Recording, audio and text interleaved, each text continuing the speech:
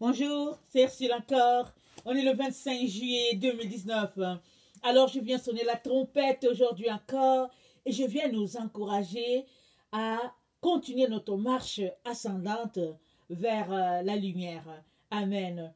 Que le Seigneur nous donne de demeurer sur le chemin étroit. Pas celui-là que les humains nous indiquent, mais ce chemin-là que nous trouvons parce qu'au fait, nous sommes connectés à Jésus-Christ. Et Jésus, quand tu es connecté à lui, il t'aide à trouver le chemin et à y rester. Amen. Parce que les humains ont leur chemin. Ils te disent que c'est le chemin de Jésus. C'est-à-dire quand les humains sont maîtres dans ta vie et qu'ils te dirigent vers Jésus, ils te disent que non, voici, c'est là que se trouve le chemin. Alors que c'est un chemin spacieux, comme tous les autres. Mais Jésus-Christ, quand tu réussis à connecter à ce chemin étroit-là, tu ne peux pas t'en séparer. Amen. Et c'est cela que je souhaite pour chacun d'entre nous. Alors que le Seigneur vraiment nous donne vraiment d'avoir cette expérience-là. Alors, je viens terminer l'exhortation sur pourquoi est-ce important de connecter à qui tu es. Amen. Alors, on a déjà vu que celui-là que le Seigneur appelle, il ne lui donne pas l'esprit sur mesure. Alors, celui qui est envoyé de Dieu, Dieu lui donne tout ce dont il a besoin pour faire le travail. Comme Jean-Baptiste a été appelé à marcher en avant du Messie. Alors, Dieu lui a donné toute l'énergie dont il avait besoin, la lumière. La Bible nous dit, il est venu pour rendre témoignage à la lumière. Qu'il n'était pas la lumière lui-même, mais il a marché pour rendre témoignage à la lumière. Et Jean-Baptiste a fait son travail pleinement, jusqu'à ce que quand Jésus-Christ est entré dans la scène, Jésus-Christ est entré sur la scène, la scène de notre monde, alors Jean-Baptiste a été tué par Hérode. Et donc, il a fini sa mission et Jésus a continué la sienne. Amen. Alors, Jean a eu tout ce dont il avait besoin pour que Jésus-Christ soit reconnu. Parce qu'il a été envoyé pour marcher devant le Messie. Et il a dit, est-ce que je ne vous ai pas dit que je n'étais pas le Messie? Mais il y a un qui vient après moi et je ne suis pas digne de délier les souliers de ses sandales. Alors il a dit, c'est de lui qu'il est question. Alors quand Jean le faisait baptiser, une colombe est descendue, Jean a reconnu que c'était lui, le Messie. Amen.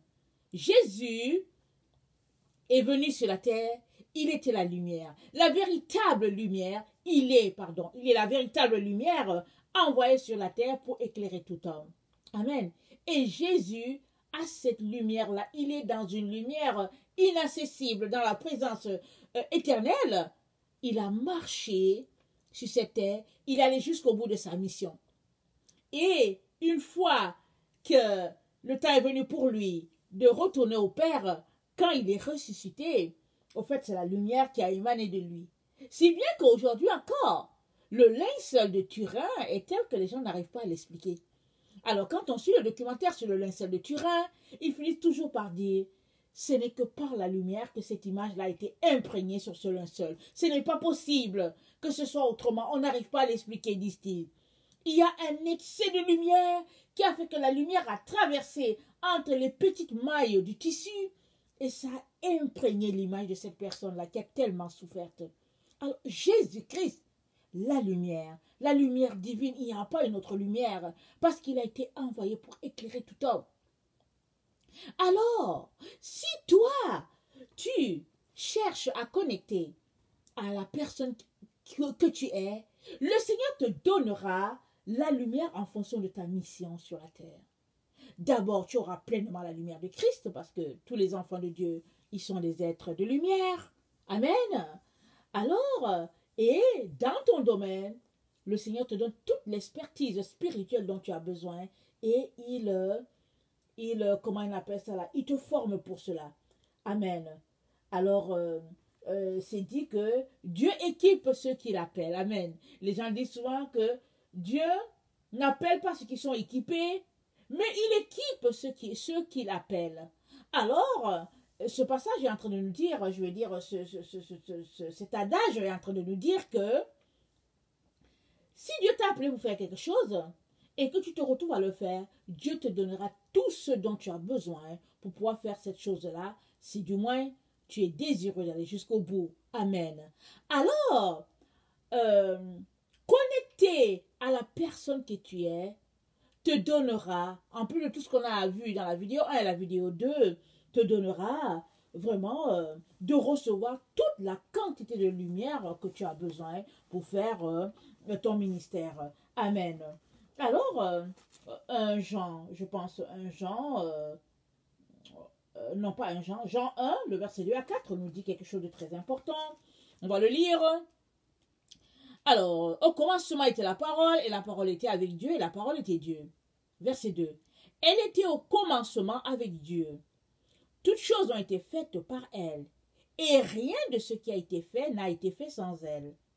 En elle était la vie, et la vie était la lumière des hommes. Tout a été fait par la lumière. Alors, si tu connectes à la personne que tu es Dieu est en train de te dire que tu connectes automatiquement à la lumière. Tu connectes à la source dont tu es venu. La source d'où tu es venu. Tu connectes là. Et une fois que tu es connecté à la lumière, alléluia, tu ne peux être qu'éclairé. Il n'y a pas l'obscurité qui va rester en toi. Et s'il y a l'obscurité, la lumière, elle va l'éclairer. Vous savez que la lumière, la lumière est dynamique. Elle est en mouvement. Elle avance toujours. Elle envahit toujours ton espace si du moins tu es désireux de quitter les ténèbres. La lumière elle est extraordinaire pour quiconque est désireux de connaître Dieu davantage. Amen. Elle t'envahit et puis elle change tes ténèbres en lumière. Amen. Alors j'aimerais ça qu'on lise rapidement Ésaïe 54. Ésaïe 54 nous dit, non, pas Ésaïe 54, Ésaïe 60, ça nous dit, lève-toi, sois éclairé, car ta lumière arrive. Et la gloire de l'Éternel se lève sur toi. Ici, ça parle de Jérusalem, mais ça parle de chacun des enfants de Dieu. Amen. Parce que la parole de Dieu, elle est écrite pour nous. Amen. Pour nous enseigner, nous instruire, pour nous conduire dans la justice. Alléluia. Alors, lève-toi, sois éclairé, car ta lumière arrive. Et la gloire de l'Éternel se lève sur toi. Voici les ténèbres couvrent la terre, et l'obscurité les peuples, mais sur toi l'Éternel se lève. Sur toi sa gloire apparaît. Des nations marchent à ta lumière, et des rois à la clarté de tes rayons. Porte tes yeux alentour et regarde, tous ils s'assemblent, ils viennent vers toi. Tes fils arrivent de loin, et tes filles sont portées sur les bras. Amen, on va s'arrêter là. Alors, Ésaïe 60 nous parle d'une vérité qui s'applique à tous ceux-là qui cherchent la présence de Dieu. Non seulement Dieu leur dit, lève-toi et sois éclairé. C'est un ordre, c'est un impératif. C'est à toi de te lever. Hier, on a parlé de paresse, comment la paresse, elle est nocive pour tous ceux-là qui veulent marcher avec le Seigneur. La paresse, c'est l'assouplissement. Alors, c'est le sommeil. Alors, si tu veux connaître le Seigneur en profondeur, alors la paresse ne fait pas partie de ta vie. Pourvu que tu sois un peu paresseux, alors les ténèbres vont te gagner. Parce que Dieu n'aime pas la paresse. Dieu ne nous a pas appelés à la paresse. C'est pourquoi il nous a tous envoyés aller voir la fourmi. Il dit, allez-y voir la fourmi. Elle n'a pas un maître, mais elle fait son travail extraordinaire. Elle accumule sa nourriture pendant l'été. Elle travaille. Elle travaille vraiment de façon extraordinaire. Et le Seigneur nous envoie chez un petit insecte pour que l'insecte nous enseigne à travailler tout le temps. Amen. Alors le Seigneur nous encourage, il nous dit, lève-toi et sois éclairé car ta lumière arrive. C'est qui? Ce n'est pas la lumière du Seigneur qui arrive, mais c'est ta lumière à toi qui arrive. Chacun a une dose de lumière qui lui est attribuée. Et tout cela, évidemment, on le puise dans la grande source de lumière qui est Jésus-Christ, qui est Dieu lui-même. Amen. Alors, à toi de désirer être éclairé sur la personne que tu es. Et si c'est vraiment ton désir, le Seigneur le veut plus que toi. Il va te visiter, il va te révéler ta personne. Il va enlever le voile sur toi, parce que tu ne sais pas qui tu es. Et si tu sais, tu ne réalises pas combien Dieu a mis sur tes épaules pour que tu puisses pouvoir répandre cela sur les autres. Mais plus tu marches avec le Seigneur, plus tu connectes à cette lumière-là, à ta source, il n'y a pas de raison que tu ne sois éclairé sur ta personne. Et une fois que tu es éclairé sur ta personne, tu es tellement étonné que tu veux tout simplement que tout le monde puisse recevoir la révélation de qui ils sont. Amen. Pas la révélation de qui tu es, mais la révélation de qui ils sont. Parce que si chaque enfant de Dieu est éclairé, il n'y a pas de raison que Jésus-Christ puisse parler de vierge folle. Amen, c'est pas possible. Mais malheureusement, il y en aura toujours qui, au fait, perdront le temps, qui se nourriront d'illusions parce qu'au fait, ils ne font pas leur travail, parce qu'ils sont pris de paresse, parce qu'ils s'asseyent devant la télévision, devant Internet, parce qu'ils s'asseyent à parler de futilité, parce qu'ils ont un téléphone et ils prennent le temps à causer, à ne plus en finir. Le Seigneur ne nous a pas appelés à cette vie-là. Il nous a appelés à une vie où nous serons devant lui, cherchant la vérité et puis réclamant vraiment que le Seigneur puisse nous révéler qui nous sommes afin de refléter parfaitement sa gloire sur la terre. Amen. Alors, l'autre élément que je vais apporter, c'est aussi... attendez, il faut que je lise mes notes. Ok, la lumière qui émanera de toi est fonction de ce que tu as appelé à faire. Alors, suppose que dans le monde spirituel, Dieu t'a appelé à être une porte. Évidemment, Jésus-Christ, c'est la porte. Écoutez, Jésus, c'est la porte des portes. C'est la porte. C'est Jésus, c'est par Jésus que nous entrons dans le monde de lumière. Amen. Mais Dieu peut t'avoir placé comme une porte pour plusieurs. Ok? Nous sommes tous des portes, n'est-ce pas? Si Jésus est une porte, nous sommes aussi des portes. Amen. Parce que nous sommes comme notre maître. Alors, nous sommes tous des portes dans ce sens que nous envoyons les gens à Jésus. Nous leur montrons où est le chemin. Alors, nous sommes tous des portes. Amen. Alors, suppose que Jésus-Christ t'a mise une porte pour un bon groupe de personnes, exemple, dans un domaine précis. Alors, si tu réalises que tu es une porte, amen, alors tu passeras ton temps à enlever la saleté devant ta porte. Tu enlèveras le temps, tu passeras ton temps à nettoyer tout ce qui obscurcit la porte, qui est une barrière. Tu vas nettoyer ça parce que tu veux que les gens sachent que la porte est par ici. La porte qui va les conduire à Jésus est par ici. Tu vas travailler à cela. Tu vas te purifier, tu vas te sanctifier parce que, en fait, tu réalises qui tu es. D'autant plus que tu es connecté à la lumière. Une fois que tu connectes à la lumière, l'obscurité fuit, en fait. L'obscurité ne reste pas là où il y a la lumière. C'est pas possible. Ce n'est pas possible. Amen. La seule manière pour que l'obscurité soit là où il y a la lumière, c'est que tu aies pris la lumière, une petite dose, et que tu veux l'appliquer à l'obscurité. Alors l'obscurité va plus rayonner dans ce sens-là. Parce que tu as pris un peu de lumière, des rayons de lumière, et puis tu viens les mettre dans l'obscurité. Alors là, l'obscurité rayonne, vraiment. Mais, si tu es lumière, et que chaque jour, ta lumière, au fait, se répand comme... comme en plein jour, ça c'est, je pense, Proverbe 4, je vais le lire rapidement, il faut que je le cite exactement, tel que c'est dit, parce que c'est dit que ta lumière va croissante. Attends, voilà. Proverbe 4, le verset 18.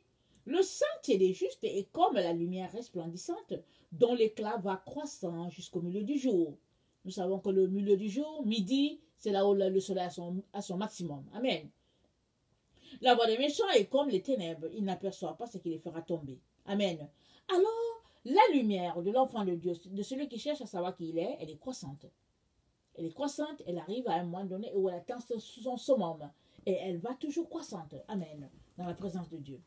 Alors, si tu réalises donc que tu es une porte, tu vas tout faire pour dégager ce qui bloque la porte afin que les autres puissent entrer. Amen. Alors, tu vas donc t'organiser à collaborer pleinement avec la lumière. Tu vas donc t'organiser pour qu'il n'y ait aucune tâche qui vienne t'empêcher de refléter qui tu es. Amen. Alors, attendez, je pense que c'est Jérémie. Jérémie 6, le verset, à partir du verset 17, j'aimerais qu'on le lise. Jérémie 6, à partir du verset 17, nous donne aussi une information. C'est que il est important que tu puisses connecter à la personne qui tu es, parce que une fois que tu connectes à qui tu es, ce n'est pas possible que tu retournes en arrière. C'est pas possible. Parce que c'est comme un aimant, voilà. C'est comme l'aimant qui s'agrippe à du métal. Une fois que tu connectes à ta personne, à la raison pour laquelle tu es sur la terre, oh, tu es tellement comblé qu'il n'y a pas moyen que l'ennemi puisse venir t'arracher de là. Parce que tu as découvert ta source. Tu sais d'où tu es sorti. Et tu sais pourquoi tu es là. L'ennemi te fuit. L'ennemi fuit toutes les personnes qui connaissent leur identité. Il les craint. Parce qu'il ne peut plus les atteindre. Il peut juste venir les tromper un peu, comme il a fait pour Jésus. Si tu es fils de Dieu, fais ceci, fais cela. Jésus a dit, il écrit, il écrit, il écrit. Et Jésus-Christ nous a montré le chemin. Tu dois aussi dire, il écrit, il écrit, il écrit. Parce que l'ennemi va venir te tenter. Il va te tenter toutes sortes de pièges pour te déconnecter de ce que tu as découvert de toi. Mais ce n'est pas possible que tu te déconnectes, que tu puisses te déconnecter, parce que tu t'es connecté à la lumière, à ta raison d'être. Amen. Alors, Jérémie 6, à partir du verset, je pense que c'est 16 ou 17. Jérémie 6.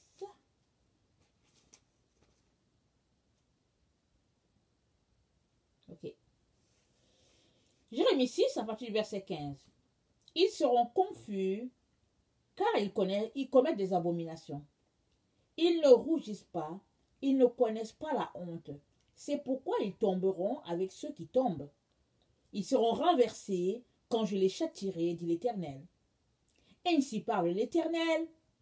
Placez-vous sur les chemins, regardez et demandez quels sont les anciens chemins. Quelle est la bonne voie, marchez-y, et vous trouverez le repos de vos âmes. Mais ils répondent, nous n'y marcherons pas. J'ai mis près de vous des sentinelles. Soyez attentifs au son de la trompette. Mais ils répondent, nous n'y serons pas attentifs. C'est pourquoi écoutez, nations, sachez ce qui leur arrivera, assemblée des peuples. Écoute, terre, voici je fais venir sur ce peuple le malheur, fruit de ses pensées, car ils n'ont point été attentifs à mes paroles. Ils ont méprisé ma loi.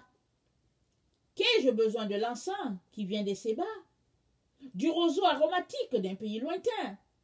Vos holocaustes ne me plaisent point, et vos sacrifices ne me sont point agréables. C'est pourquoi ainsi parle l'Éternel. Voici je mettrai devant ce peuple des pierres d'achoppement, contre lesquelles se heurteront ensemble père et fils, voisins et amis, et ils périront. Alors ici Dieu parle à Israël lors de sa rébellion. Alors il nous parle aussi à nous.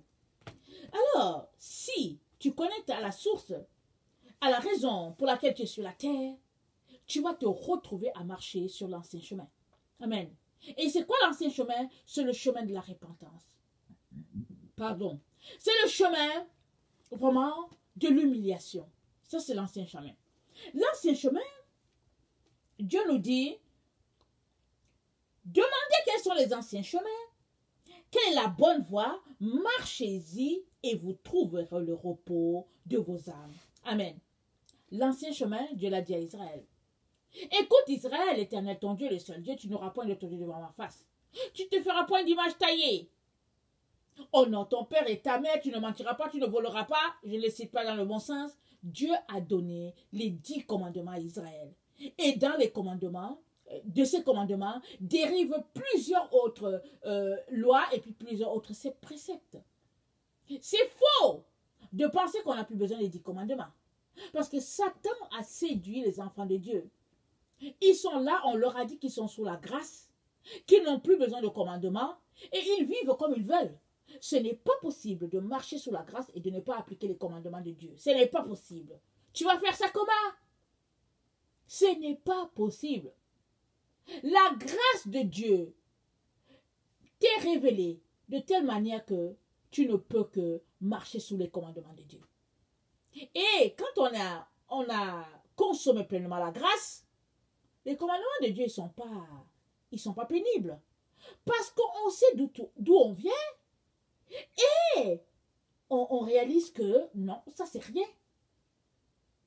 Quand tu marches, quand tu réalises que Jésus-Christ t'a fait grâce, tu ne peux appliquer ses commandements. Je l'ai déjà dit dans plusieurs de mes vidéos, le musulman, quand il devient chrétien, il sait très bien d'où il est sorti, il ne s'amuse pas. Parce qu'il fait 5 prières par jour pour connecter à un Dieu qu'il n'entend pas. Et quand il réussit à connecter au véritable Dieu, alors, qu'est-ce que appliquer 10 commandements? C'est rien. Il se réjouit de ce que Dieu lui a fait grâce. Et il continue de faire ses 5 prières, s'il te plaît, mais à Jésus-Christ.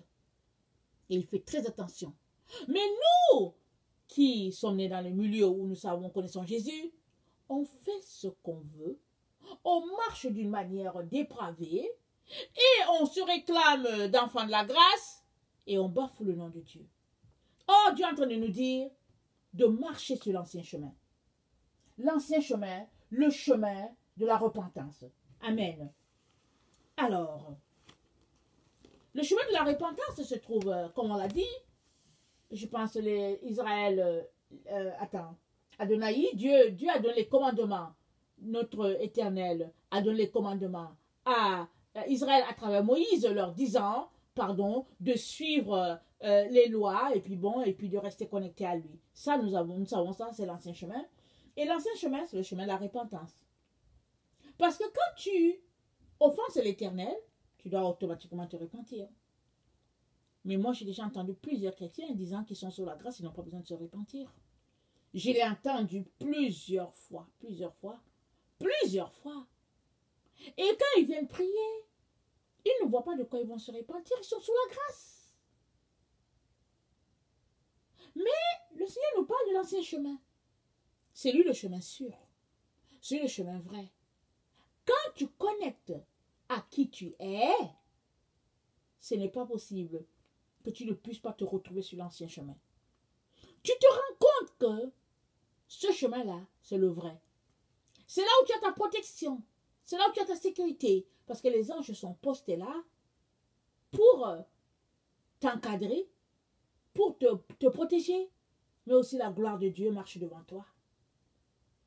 Quand Israël était elle partait en direction de la terre promise et qu'elle a pris le chemin que Dieu lui a indiqué par le désert, la Bible nous dit que la nuit, il y avait la flamme de feu et puis le matin, il y avait la gloire de Dieu qui était là, la présence de Dieu qui était là, qui les accompagnait. Et on savait que quand Israël se déplaçait, tout le monde savait qu'Israël était en train de marcher en direction de la terre promise. Parce que quand tu marches sur l'ancien chemin, la présence de Dieu est avec toi. Dieu est là parce qu'il est la véritable lumière. Il est venu pour éclairer tout homme. Mais tout homme qui cherche la lumière. Tout homme qui veut marcher selon ses voies. Amen. Alors, le verset 5 de Jean 1 nous dit, la nouvelle que nous avons apprise de lui et que nous vous annonçons, c'est que Dieu est lumière et qu'il n'y a point en lui de ténèbres. Quand tu marches dans l'ancien chemin, tu sais qu'en l'Éternel, il n'y a point de ténèbres. Si nous disons que nous sommes en communion avec lui, le verset 6, et que nous marchons dans les ténèbres, nous mentons et nous ne pratiquons pas la vérité. Mais si nous marchons dans la lumière, comme il est lui-même dans la lumière, nous sommes mutuellement en communion et le sang de Jésus, son Fils, nous purifie de tout péché. Si nous disons que nous n'avons pas le péché, nous nous séduisons nous-mêmes et la vérité n'est point en nous. 1 Jean 1, le verset 5 à 8. Verset 9. Si nous confessons nos péchés, il est fidèle et juste pour nous pardonner et pour nous purifier de toute iniquité. Si nous disons que nous n'avons pas de péché, nous le faisons menteur et sa parole n'est point en nous.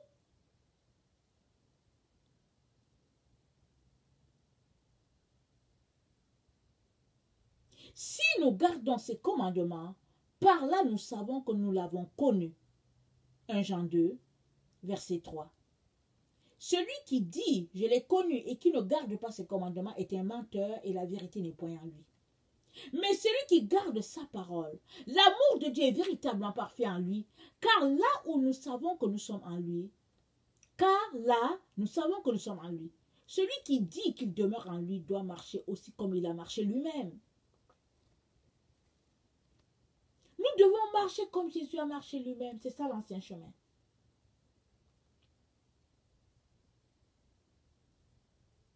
Si nous confessons nos péchés, il est fidèle et juste pour nous pardonner et pour nous purifier de toute iniquité. C'est ça l'ancien chemin. Si nous disons que nous n'avons pas de péché, nous nous séduisons nous-mêmes et la vérité n'est point en nous. Mais si nous marchons dans la lumière, comme il est lui-même dans la lumière, nous sommes mutuellement en communion et le sang de Jésus-Christ, son Fils, nous purifie de tout péché. Amen. Chers frères et chères sœurs, l'heure est grave, l'heure est très avancée. Bientôt, Jésus-Christ va venir. Les choses vont se déclencher. Dieu use encore de patience envers nous afin que nous puissions vraiment saisir ce qu'il est en train de nous dire et que nous choisissons de changer. Que nous puissions nous connecter à qui nous sommes réellement. Que nous puissions quitter les ténèbres pour nous connecter à la lumière. Très, très important. Que le Seigneur nous donne de saisir cela et de vivre vraiment pour lui uniquement. Les temps sont courts. Vraiment, que Dieu nous donne vraiment de pouvoir saisir cela. Non pas avec notre tête, mais avec notre esprit et de prendre des mesures pour pouvoir être trouvés prêts quand Jésus-Christ reviendra. Ce qui a manqué aux cinq folles, c'est le fait qu'elles ne se sont pas apprêtées. Elles savaient qu'il venait, elles sont allées à sa rencontre, elles ont vécu d'illusions, et puis finalement, elles se sont rendues compte, une fois qu'il était là, qu'elles n'avaient pas d'huile. Si tu te prépares, tu charges ta lampe à tous les jours. Tu la remplis de l'Esprit de Dieu. Alors que le Seigneur vraiment nous donne de saisir cela et de mettre ça en pratique dans notre vie. Amen. Si tu es quelqu'un qui marche selon une religion, ou bien vraiment selon tes pensées, alors, ou bien ton intellect, je viens t'encourager à connecter à Jésus-Christ. Parce que l'intellect ne te conduit pas au Père. Ce qui te conduit au Père, c'est vraiment de marcher selon l'Esprit de Dieu. Et Bouddha ne pourra pas te sauver. C'est une religion quelconque. Même la religion chrétienne ne sauve pas. Ce qui sauve, c'est la personne de Jésus. Alors, Mahomet ne peut pas le faire. Et ce n'est pas la scientologie. Ce n'est pas ton argent. Ce n'est pas ta gloire humaine qui te sauvera. Ce n'est pas la personne que tu penses que tu es, remplie d'orgueil et puis impédant. Non. Ce qui sauve, c'est Jésus-Christ lui-même. Si tu viens humblement devant lui, en lui disant que tu as besoin de lui, Jésus-Christ viendra et te transformera. Il te donnera de te connecter parfaitement à la lumière, de connecter à ta source qui est la lumière, et tu seras amplement béni. Parce que tu vas connecter à Dieu et tu passeras ton éternité auprès de la lumière inaccessible qui est Dieu lui-même en la personne de Jésus-Christ. Amen. Alors je vous aime beaucoup et Dieu davantage. Soyez bénis et puis soyez fortifiés et puis faites vos devoirs, c'est-à-dire en tout cas entrer en contact avec Dieu et puis laisser les ténèbres. Voilà, soyez bénis. Merci.